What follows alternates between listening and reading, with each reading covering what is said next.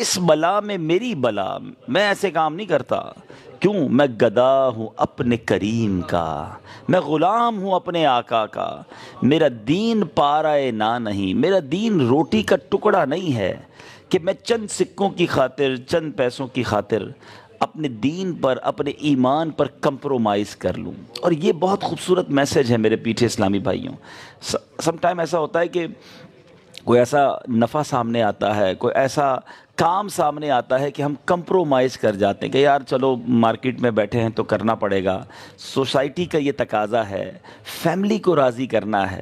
یاد رہے ربیع الاول کے مہینے میں ہیں، آقا سے محبت کا تقاضا یہ ہے صلی اللہ تعالیٰ علیہ وسلم کہ جب نبی پاک کا حکم سامنے ہو، آقا کی سنت سامنے ہو، اور اس کے سامنے دنیا کا کوئی فائدہ آ جائے، دنیا کے کچھ لوگوں کی خوشی آ جائے، تو وہاں اپنے آپ کو یہ بات یاد دلا دینا کہ میں گدا ہوں اپنے کریم کا، میں امتی ہوں، میں غلام ہوں نبی پاک علیہ الصلوۃ والسلام کا۔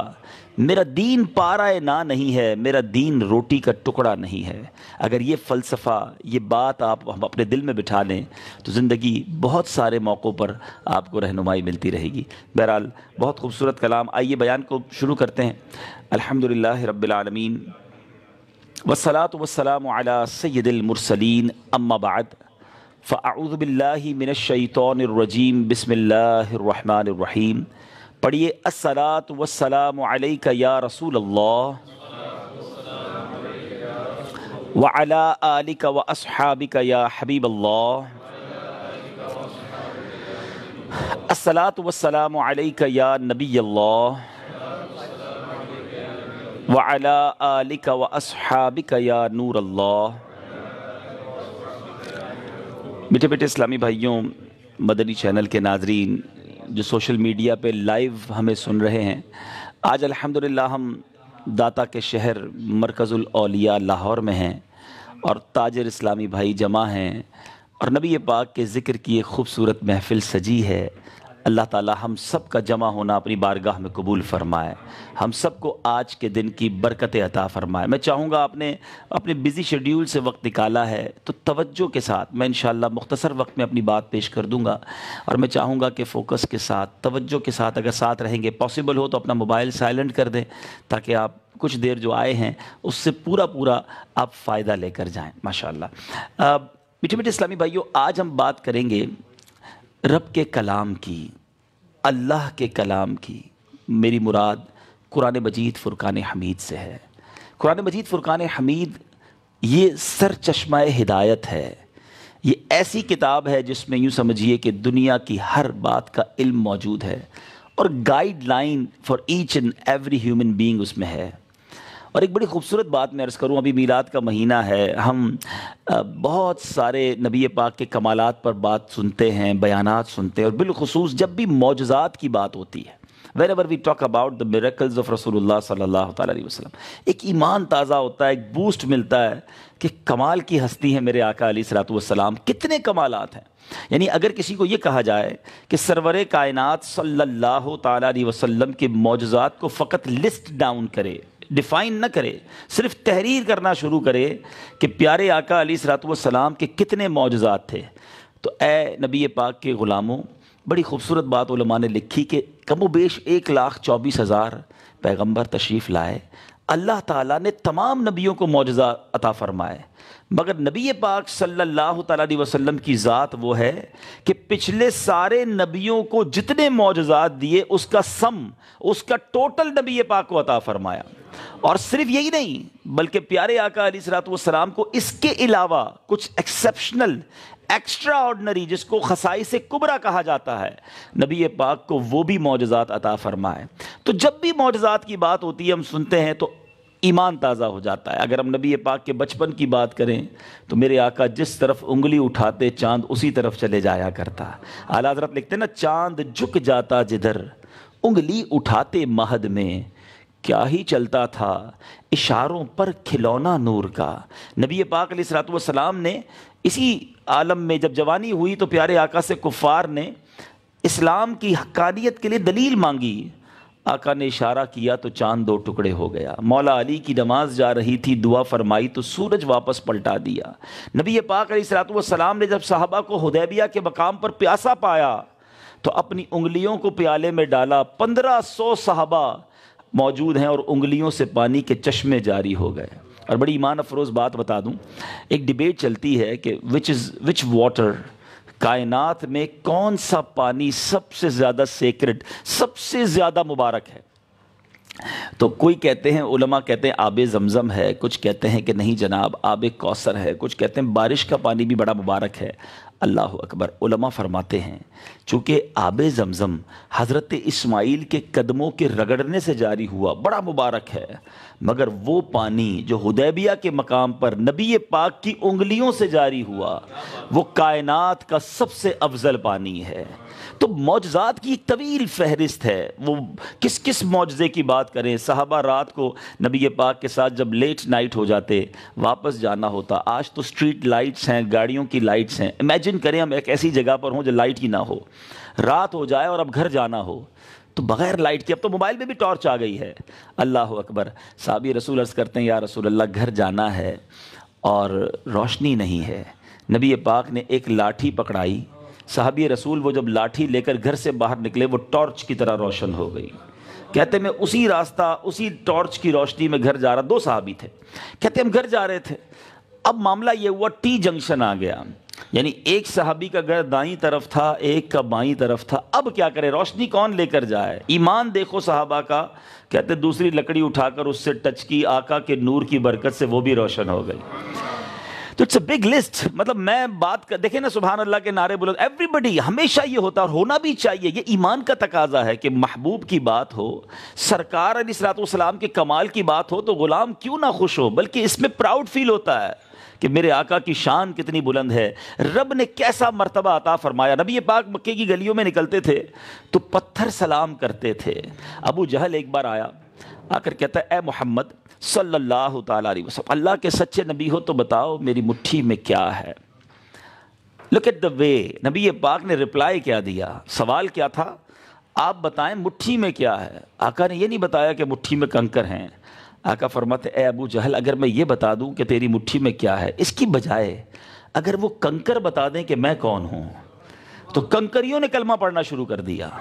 تو یہ کمالات ہیں میرے آقا کے.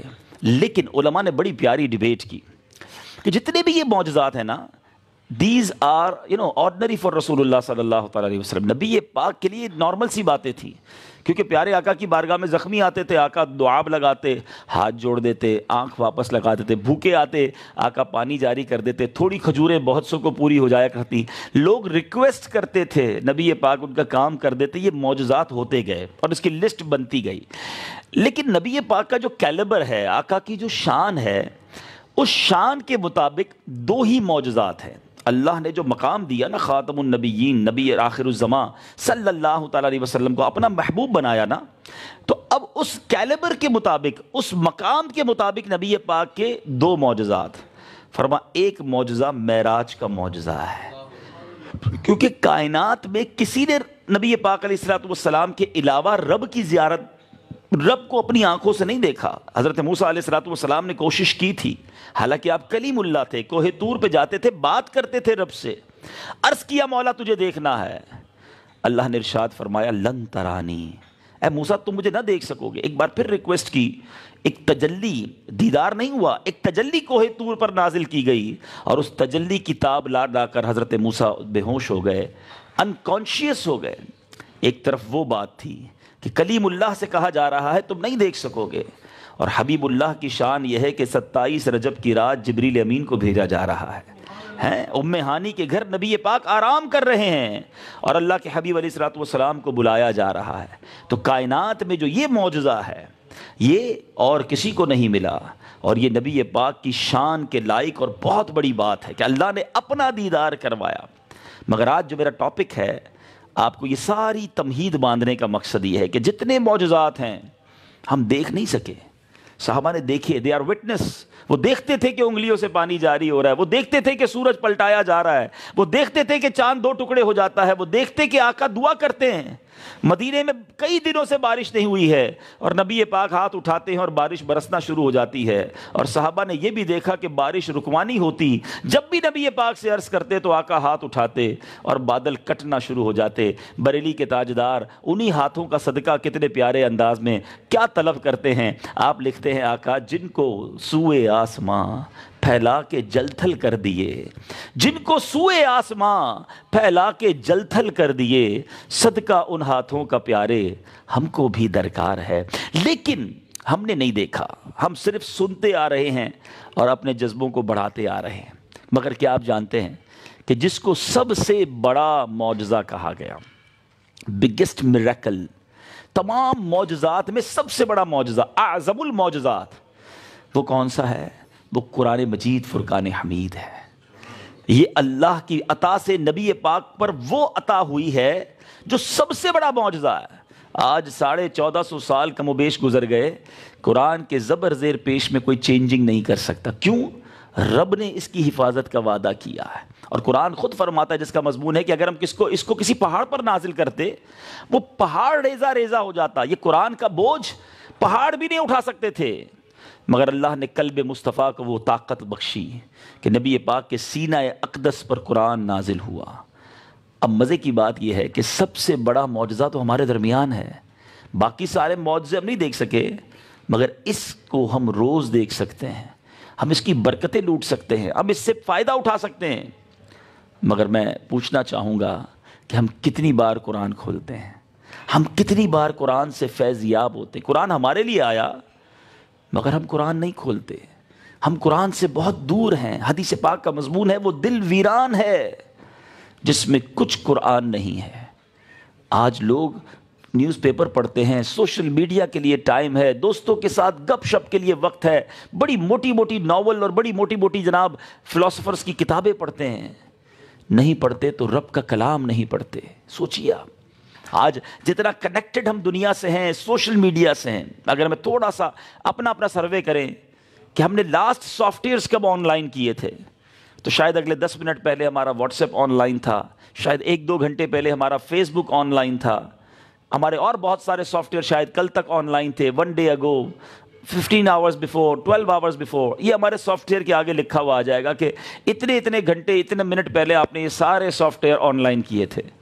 غور کیجئے قرآن لاسٹ آن لائن کب کیا تھا؟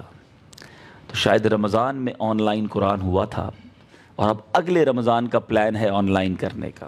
سوچیے، حالانکہ قرآن کی اہمیت کیا ہے؟ جب ہم قبر میں جائیں گے نا، سارے سافٹ ویئر آف لائن ہو جائیں گے، قرآن وہاں بھی آن لائن ہوگا۔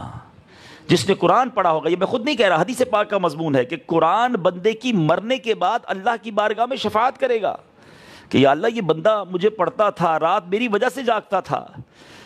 قرآن کی شفاعت قبول کی جائے گی۔ حدیث کے الفاظ ہے جس کا مضمون ہے، ایک سورت ایسی ہے قرآن میں 30 آیتوں والی، جو بندہ روز رات کو پڑھ لے وہ قبر کے عذاب سے اس کو بچائے گی۔ وہ قبر میں آن لائن ہے، وہ فرشتوں کے آگے روک بن جائے گی۔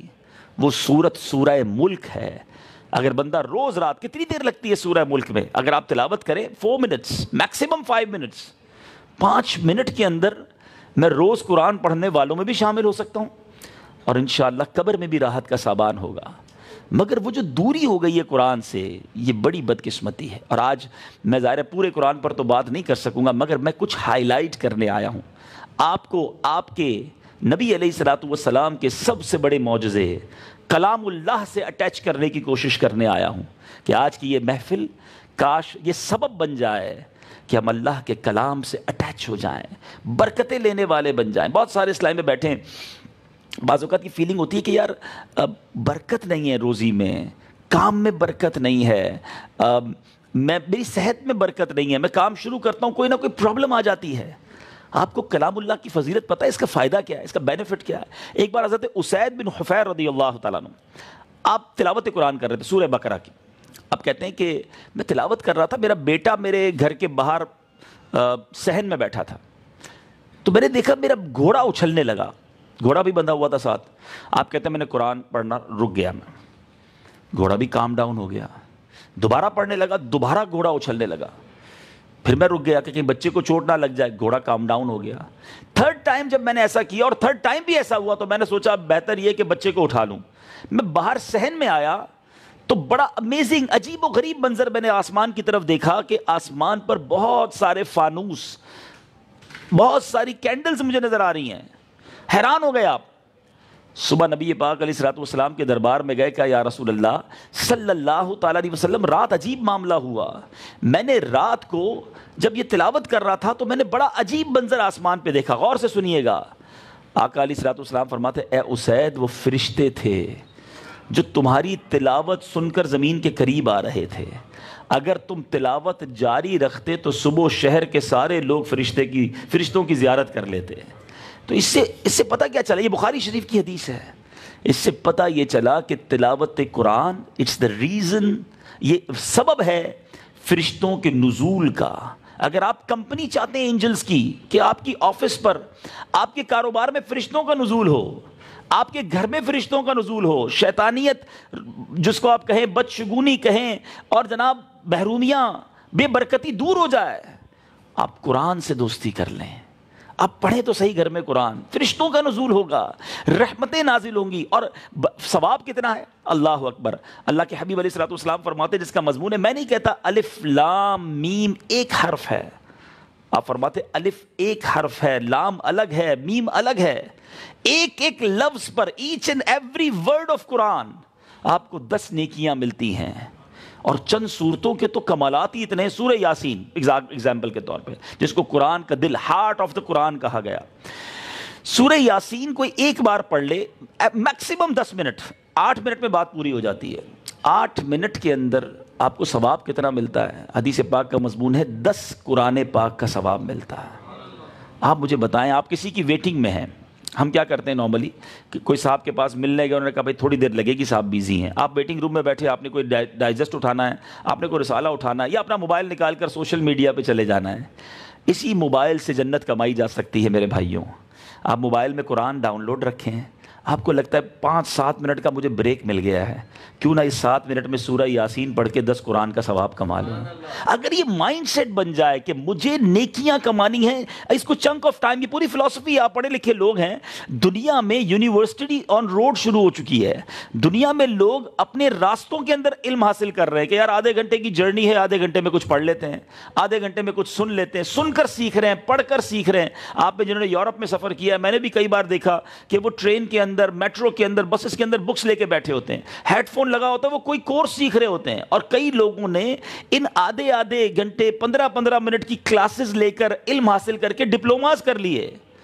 تو کیا مسلمان ہونے کی حیثیت سے، ٹھیک ہے میں شاید آفس پہ جا کر بیزی ہو جاتا ہوں، مگر گھر سے آفس جاتے ہوئے، آفس سے گھر آتے ہوئے تھوڑا سا ٹائم نکال کر کیا رب کا کلام نہیں پڑھ سکتا؟ اور اب میں تھوڑا سا آپ کے دل کے دروازے پر دستک دینا چاہتا ہوں. یہ جو قرآن ہے، یہ ہے کیا بیسیکلی؟ یہ کس کا میسج ہے؟ یہ اللہ کا پیغام ہے، اور یہ میرے اور آپ کے لیے ہے. اسپیشلی پورا قرآن، لیکن اس میں پرٹیکولرلی خاص طور پر کچھ آیتیں ایسی ہیں جس میں آپ کے اور میرے رب نے ہم سے براہ راست بات کی ہے. اے ایمان والوں کہہ کر، یا ایھا الذین آمنو کہہ کر، او یو بلیورز، ڈائریکٹلی میں آپ سے پوچھنا چاہتا ہوں، آپ کے رب نے آپ سے کیا کہا ہے؟ آپ نے کہیں سیکھا؟ پڑھنے کی کوشش کی، انڈرسٹینڈ کرنے کا ٹائم ملا؟ اپروکسیمیٹلی 88 ٹائمز، 88 مقامات پر کم و بیش اللہ تعالیٰ نے براہ راست مجھ سے اور آپ سے بات کی ہے. اے ایمان والوں کہہ کر. یہ غیر مسلموں سے بات نہیں ہے، یہ دوسری قوموں سے بات نہیں ہے. جو ایمان والا ہے اللہ نے اس سے بات کی ہے. مگر آپ اور میں سوچیں کہ ہم نے کیا وہ پڑھ لیا؟ کوئی میرا بھائی، مجھے 20 سال سے لے کر 60 سال 55 سال تک کے لوگ نظر آ رہے ہیں، پوری زندگی گزر گئی، اب تک اس کے لیے ٹائم نکالا میں نے اور آپ نے کہ میں کم از کم ایٹ لیسٹ یہ تو پڑھ لوں کہ اللہ نے مجھ سے کیا بات کی ہے. آپ میں سے بہت سارے کاروباری لوگ بیٹھے ہیں، آپ کی زندگی میں کورسپونڈنس کی، ای میلز کی، میسیجز کی بڑی اہمیت ہے. لائف بغیر کمیونیکیشن کے بالکل ادھوری ہو جاتی ہے. آپ کے بہت سارے کاروبار ریلیٹڈ ہیں کمیونیکیشن سے. کیا آپ نے کسٹمر کی کمیونیکیشن مس کرتے ہیں؟ آپ ای میل، واٹس ایپ، واٹ ایور، آپ کو کوئی نوٹس آ جائے، کوئی لیٹر آ جائے، آپ مس نہیں کرتے. آپ چاہتے ہیں اس کو پڑھا جائے، کوئی اہم بات مس نہ ہو جائے. کوئی نئی پالیسی آئے اور مجھ سے مس ہو گئی تو میرا کاروبار میں پرابلم ہو جائے گی. आपने कस्टमर का पैगाम नहीं छोड़ते, अपने दोस्त के मैसेजेस। सुबह उठते ही पहला हमारा काम क्या होता है?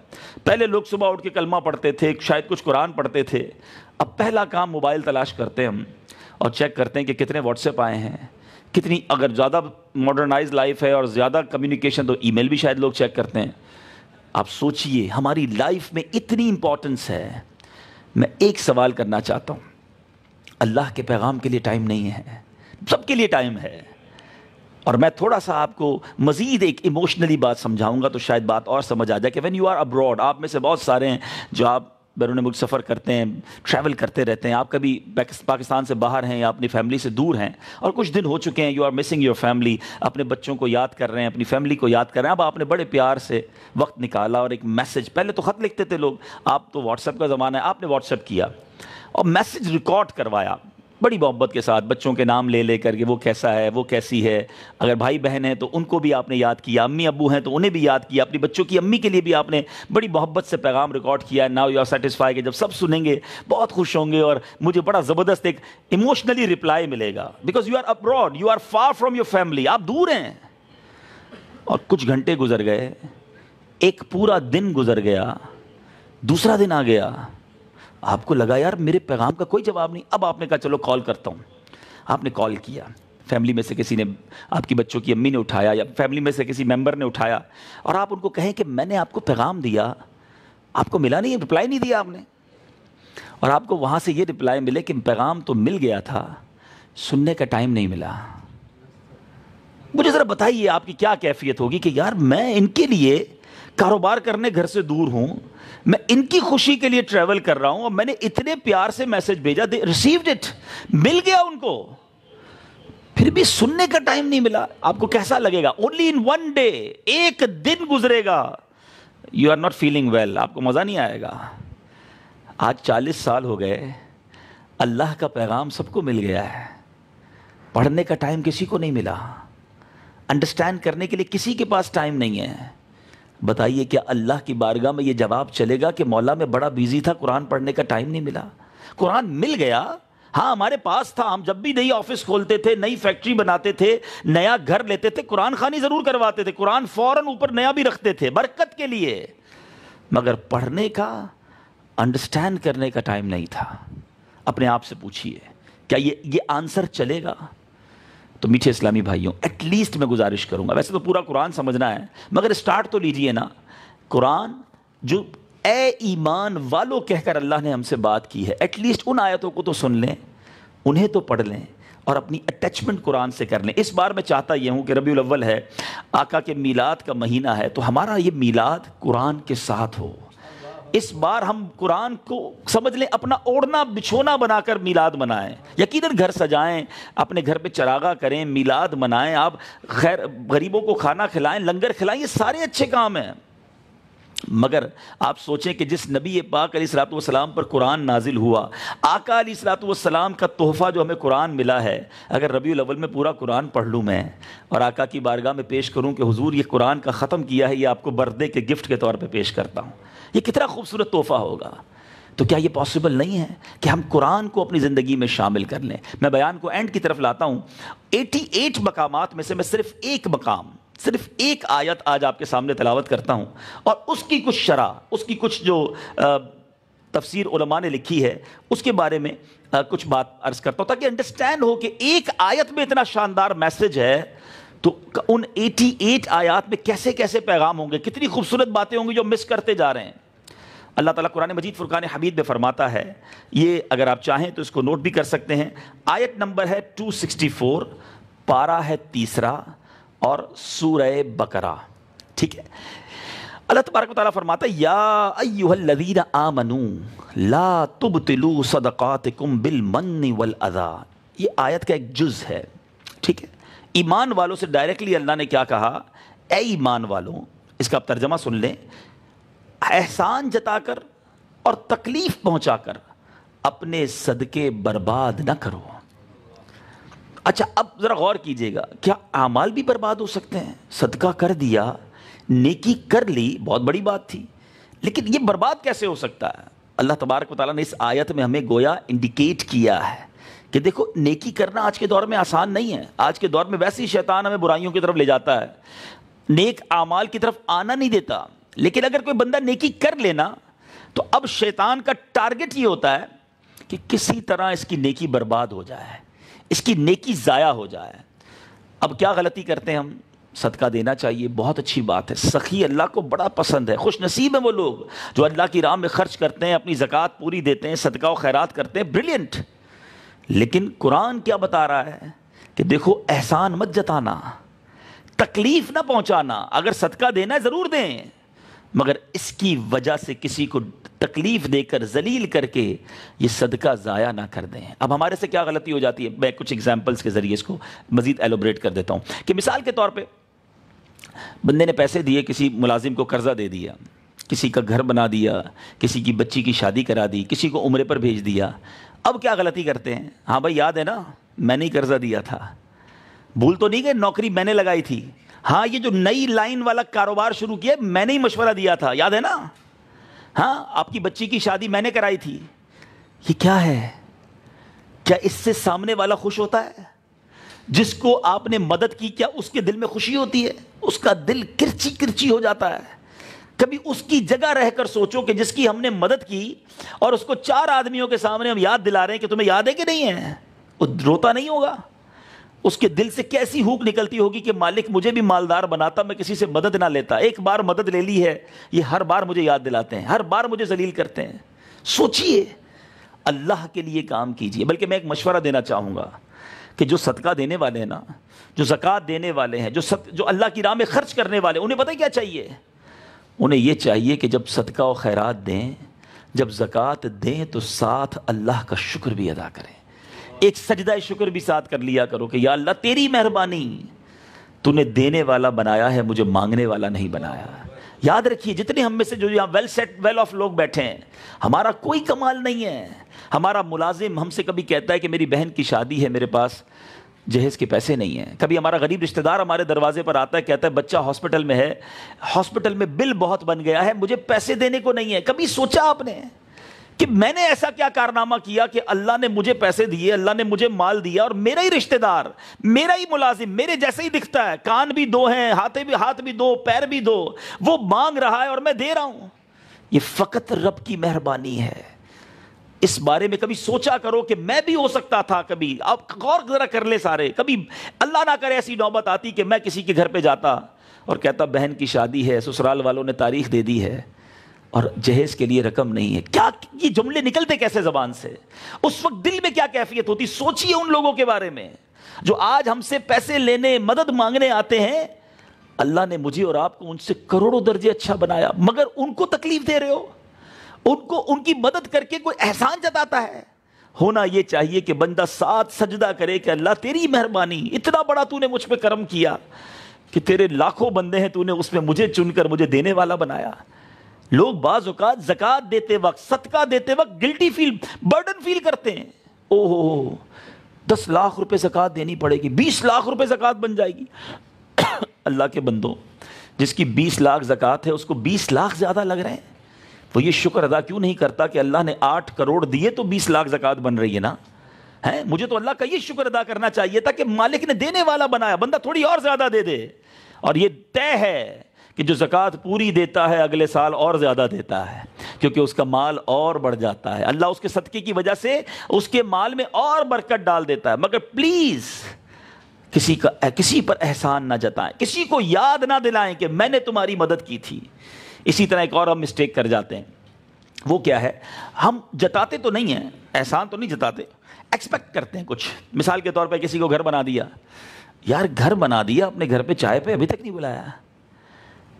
اچھا یار قرضہ دیا تھا, اتنی مشکل میں تھا, معاملہ اس کا ٹھیک کر دیا, نکلتے ہوئے سلام بھی نہیں لیتا. یہ کیا ہے؟ آپ سے کیوں سلام لے, آپ کو کیوں گھر بلائے, آپ کی ایکسٹرا عزت کیوں کرے؟ کرنا چاہیے وہ الگ بات ہے, آپ کی ایکسپیکٹیشن کیوں ہے؟ کسی کو عمرے پہ بھیج دیا, حج پہ بھیجا, اب کہیں گے دیکھو میرے ابو کے نام کا عمرہ بھی کرنا, کعبے کے سامنے جا کر پہلی میرے لیے دعا کرنی ہے, ہر چکر میں میرا نام لینا ہے. یہ کیا ہے؟ کیا یہ بدلہ نہیں ہے؟ آپ جو دے رہے ہیں اس کے بدلے بندوں سے کیوں مانگ رہے ہیں؟ میں جانوں, میرا رب جانے. خرچ کریں اللہ کے لیے, اللہ سے بدلہ لیں, لوگوں سے نہ لیں. پھر دیکھیں اس کا اجر کیا ہے. آپ نہ بھی کہیں کہ عمرہ پہ بھیجا کسی کو آپ نے, وہ عمرہ کر رہا ہے, وہ نیکی کر رہا ہے, وہ ثواب آپ کو ہی مل رہا ہے. آپ ایکسپیکٹیشن نہ کریں. شاید میں اپنی بات اور اچھے انداز سے سمجھانے میں کامیاب ہو جاؤں گا کہ جب حضرت ام سلمہ اور بی بی عائشہ صدیقہ رضی اللہ تعالی عنہا کا طرز عمل اب آپ کے سامنے بیان کرتا ہوں. ان کا اسٹائل کیا تھا. جب وہ کسی غلام کو پیسے دیتی غریب کی مدد کے لیے تو ان کی ہدایات کیا ہوتی تھی؟ ہماری ہدایات بعض اوقات یہ ہوتی ہے, دیکھو ذرا اچھی اخبار میں خبر لگانا, اگر فلاں کو چیک دینے جا رہے ہو نا تو بتانا کہ ان ادارے والوں کو کہ اچھی ہمارا نام آنا چاہیے. امام صاحب کو رقم دیں تو امام صاحب کو پرچی بھی ساتھ جاتی ہے کہ ذرا اسپیشل والی دعا کرنی ہے آپ نے سب کے سامنے کہ فلاں حاجی صاحب نے مسجد کو یہ عطیہ دیا ہے. یہ ذرا اپنے دل سے پوچھ لیں یہ کس لیے ہے. دعا کیا بغیر اعلان کے نہیں ہو سکتی تھی؟ لوگوں کو پتہ چلے یہ ضروری ہے. اب کیا ہوا, بی بی عائشہ صدیقہ رضی اللہ تعالیٰ عنہ غلام سے کہتی جاؤ صدقہ دینا, اور غریب سے جس کو دینا نا اس کو بتانا نہیں کس نے صدقہ دیا ہے, اور اس سے کوئی دعا بھی مت کروانا, اور اگر وہ کوئی دعا کر لے تو نوٹ کر کے آنا. اب سنیے کیا ہوتا تھا. آپ کا غلام جاتا اور غریبوں کو صدقہ دیتا, صدقہ دینے کے بعد اگر کوئی وہ غریب دعا کرتا کہ یا اللہ جس نے صدقہ دیا اس کی خیر فرما, اس کو برکتیں دے, وہ غلام وہ دعائیں نوٹ کر کے آتے, اور بی بی عائشہ کو جب دیتے تو آپ ہاتھ اٹھاتی وہی دعائیں اس غریب کے حق میں کرتی, فرماتی دعا کا بدلہ دعا ہو گیا, صدقے کا صلہ اللہ سے لیں گے. یہ ہے اس کا ایسنس, یہ ہے اس کی خوبصورتی. صدقہ کروں رب کے لیے, خیرات کروں اللہ کے لیے, اللہ سے بدلہ لینا یا لوگوں سے لینا ہے. تو قرآن کی اس ایک آیت کا میسج کتنا خوبصورت ہے کہ اے ایمان والو اپنے صدقے برباد نہ کرو, احسان جتا کر اور تکلیف دے کر. تو آپ سوچئے کہ قرآن اگر پورا پڑھیں گے, قرآن کے سارے میسیجز انڈرسٹینڈ کریں گے تو کس قدر برکتیں ملیں گی. تو آج انشاءاللہ میں بھی نیت کروں, آپ بھی نیت کر لیں کہ انشاءاللہ عز و جل ہمارا کوئی دن نہیں گزرے گا کہ ہم کچھ نہ کچھ قرآن نہ پڑھ لیں, ہم کچھ نہ کچھ قرآن نہ دیکھ لیں. اپنے موبائل میں آپ اپلیکیشن میں ڈاؤن لوڈ کر لیں. اب ماشاءاللہ اس کو سمجھنا کیسے, قرآن کی دو بڑی اہم چیزیں آخر میں بیان کر دیتا ہوں. قرآن چونکہ عربی زبان میں ہے تو یہ بڑی سینسٹیو لینگویج ہے. یہ ہماری اردو پنجابی نہیں کہ تھوڑا بہت اوپر نیچے کر لیا, سرائکی ایکسنٹ الگ ہے تو پنجاب کا الگ ہے, بلکہ بتانے والے ہم تو خیر کراچی کے ہیں, لاہور کا ایکسنٹ الگ ہے تو گجرانوالہ والے بھی الگ ایکسنٹ میں بولتے ہیں. لوگ آپ پہچان بھی جاتے ہیں کہ کون سے شہر کا ہے, ہوتا ہے. لیکن قرآن ہمیں اپنے سٹائل میں نہیں, قرآن کو عربی انداز میں پڑھنا ہوگا کیونکہ یہ عربک زبان میں ہے نا. اچھا پھر عربی ہے بھی بڑی سینسٹیو, تو بعض اوقات ہم قرآن پڑھتے بھی ہیں, اس کی روحانیت نہیں ملتی, اس کی برکت نہیں ملتی. تو اس کا پرابلم یہ ہوتا ہے کہ ہم قرآن کو اس کے پراپر طریقے سے نہیں پڑھ رہے ہوتے. میں صرف ایک ایگزامپل دے دیتا ہوں تاکہ بات سمجھ آ جائے. آپ کو سب کچھ پتا ہوگا قلب کس کو کہتے ہیں؟ قلب دل کو, ٹھیک ہے نا, قاف سے, موٹے قاف سے, دو نقطوں والا قاف. قلب ڈنڈی والا جو قاف ہے. قلب اور قلب سننے میں بہت تھوڑا فرق ہے. معنی کیا ہے اس کا؟ دل, اور قلب کا معنی ہے کتا. اب سوچیے کتنا فرق ہو گیا. ہم پڑھتے ہیں قل هو اللہ احد, کہو کہ اللہ ایک ہے. سب کو ماشاءاللہ معنی پتہ ہے. احد کے معنی کیا ہے؟ ایک. احد ہا اور ہا بہت فرق نہیں ہے, مگر معنی کیا ہو جائے گا؟ بزدل ہے. اب مجھے بتاؤ جو رب کے بارے میں یہ کہہ رہا ہے ثواب ملے گا, برکت ملے گی, روحانیت ملے گی؟ کیونکہ کچھ اور ہی معنی بن جاتا ہے. تو قرآن پڑھیں, پراپر پروناؤنسیشن کے ساتھ پڑھیں, گھبرائیں نہیں, میں انشاءاللہ آپ کو سولوشن بھی دینے والا ہوں. دوسری بات کہ قرآن انڈرسٹینڈ کرنا ہے تو اب آپ کہتے ہیں لوگ یار تفسیریں ہیں مگر بڑی ٹپیکل ہیں, پرانی اردو ہے. آپ کی دعوت اسلامی نے آپ کے لیے یہ بھی معاملہ سولو کر دیا ہے. تفسیر صراط الجنان اس دور کی اردو کی سب سے آسان بڑی زبردست تفسیر ہے, 10 جلدوں میں ہے. ایک آیت اس کے تحت بہت خوبصورت مدری پھول. آپ اس کو موبائل میں ڈاؤن لوڈ بھی کر سکتے ہیں, اپلیکیشن موجود ہے تفسیر صراط الجنان. آپ تفسیر قرآن دعوت اسلامی لکھیں گے ایپ اسٹور پر, پلے اسٹور پر, آپ ڈاؤن لوڈ کر لیں. روز کی تھوڑی 2 آیتیں پڑھ لیں. میں نہیں کہتا آپ بہت زیادہ پڑھیں, تھوڑا کریں اور کنٹینیو کریں. تو آپ 2 آیتیں 3 آیتیں روز کی پڑھیں, آپ کنیکٹ ہو جائیں گے قرآن کے ساتھ, اب انڈرسٹینڈ کرنے والے بن جائیں گے.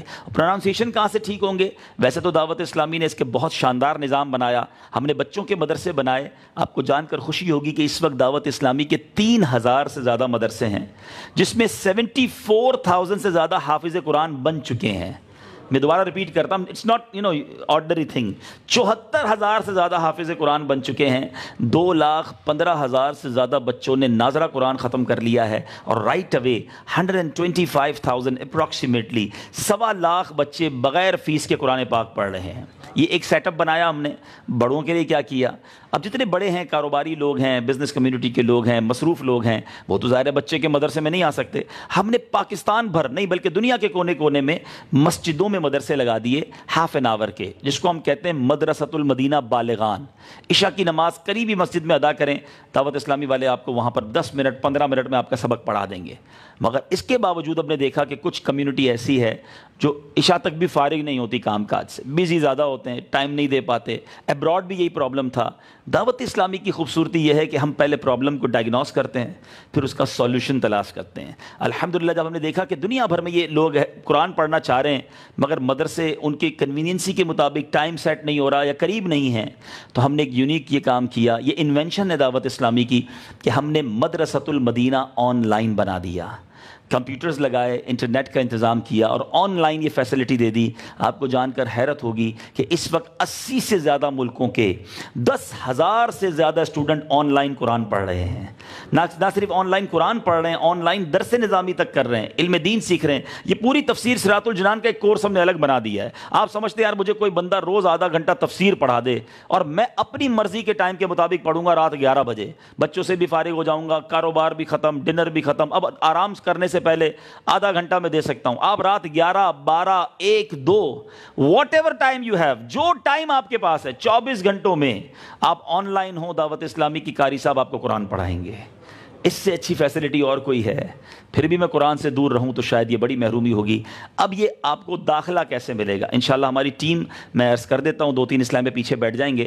آپ جاتے ہوئے اپنا فون نمبر لکھائیں گے جو داخلہ لینا چاہتے ہیں اور اپنا ٹائم بتائیں گے, واٹ ایور ٹائم. اچھا مزے کی بات, صرف آپ کے لیے نہیں, آپ کے بچوں کے لیے بھی ہے, آپ کی بچیوں کے لیے بھی ہے, آپ کی خواتین کے لیے بھی ہے. جو خواتین اسلامی بہنیں ہیں, بچیاں ہیں, ان کو پڑھانے کے لیے ہماری اسلامی بہنیں موجود ہیں. وہ ہماری خواتین ان کو پڑھائیں گی. اسلامی بھائی کو پڑھائیں گے, اسلامی بہن کو, یعنی یہ بھی ہمارے اندر الحمدللہ ایک خوبصورت پردے کا نظام ہے. تو آپ اس فیسلٹی سے فائدہ اٹھائیں. اور صرف ایک کورس نہیں ہے, جب آپ قریب آئیں گے تو آپ کو پتہ چلے گا ہمارے 20 سے زیادہ آن لائن کورسز ہیں جو آپ اس کو حاصل کر سکتے ہیں, علم دین سیکھ سکتے ہیں.